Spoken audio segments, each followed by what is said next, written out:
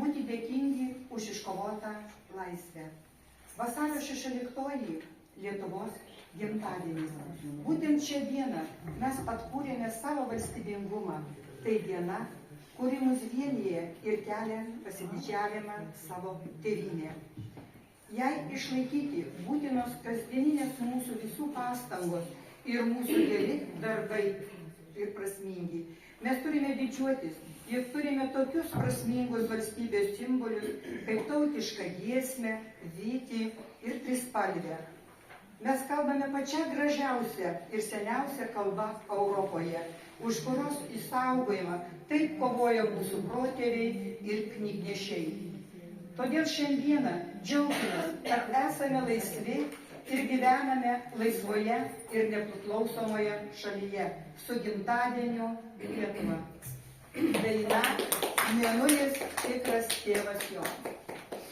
Visi kartu.